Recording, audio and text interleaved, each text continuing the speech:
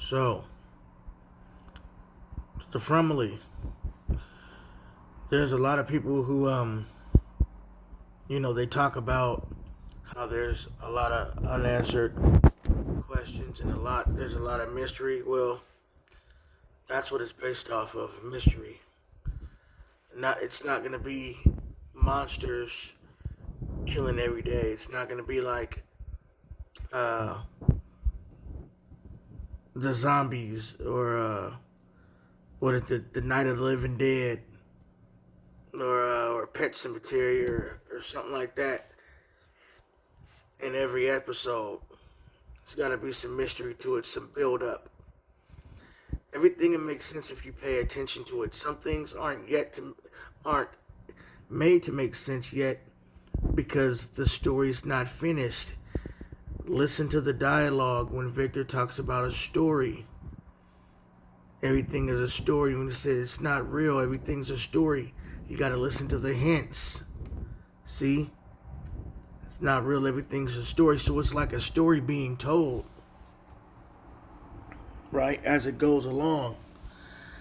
But the thing about it, Victor's the one that's really telling the story. If people need to pay attention. The more that he remembers and the more that people show up, the more things start to happen. Right? Okay. So, remember in the beginning when it says it was like a certain amount of days with no incident? That was a while with no incident. So that means that either everybody was just being really safe or it wasn't a problem for a while. And then Tabitha and those guys showed up. And, things just started getting chaotic. And then she dug the hole. And then that house collapsed. See? And then there was just a series of events just happening. And then there were looked like some other portals had opened. See? Because she had left and came back. She had the number on that lunchbox. That's why her destination was to get to that house. Just for him to be determined to come back to see his son. So now there's someone else in Fromville, right? And then, remember, every time a person shows up, something starts to change in Fromville. You got to pay attention. Okay, now, there are some people who are saying, oh, how come they're not communicating with each other? How come they're not telling each other stuff and this and that? Well, for number one, you know that the Fromville feeds off fear. So if you start panicking and going crazy, now you're just easy pickings. Easy pickings for them to play with your head and to do something reckless and put everyone in danger. See, a lot of y'all wonder why they won't kill Boyd. Come on now, even though no one's safe, but still, they already said it's not safe. I mean, they said it's not fun to kill Boyd because it's fun for them to watch him be tortured by him not being able to save the people that are around him. Because he wishes he could save everyone. That's his hero complex. See?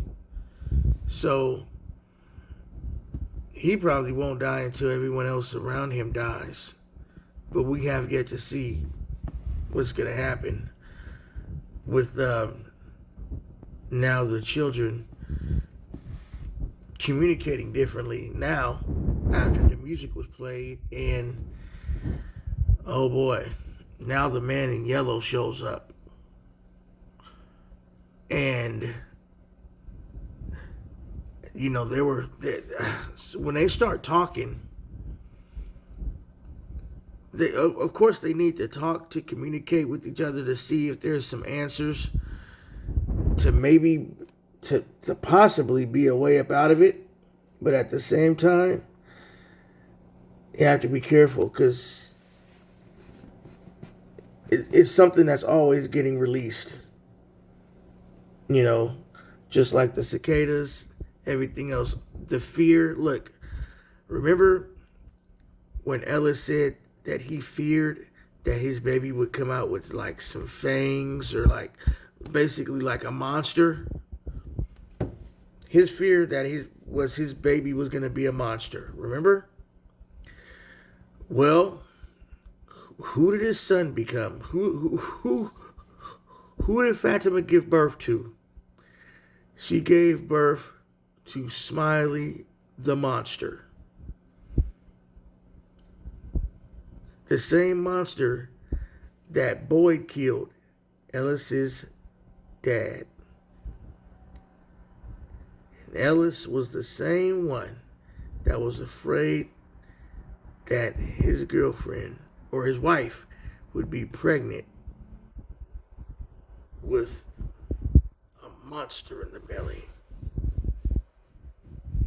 And his fear came true. So that's why some of those guys choose to keep the story to themselves, because if they go spreading it and talking about how fearful it is, and oh my God, and I wish I could just, that's just suicide, because they're gonna take whatever fear that is and they're gonna drive it to you and stick it to you until you can't handle it anymore, and then you might end up doing what Randall tried to do. Tried to take the defibrillator and put it to his head and electrocute his brain. Oh man, that was real slick. Good thing the nurse, the doctor or whatever, caught on to his behavior and went down to go check on him, because, oh man, just imagine somebody, that thing's supposed to restart your heart. By hitting you with some electrical volts, making it just cool. Just think about putting that on your temples. Oh my goodness, that if it doesn't kill you, it'll give you brain damage. Oh man, yeah. So that's something to think about, though. Yeah, something to think about. Anyway, y'all. This is Paul Pitts. Get at me.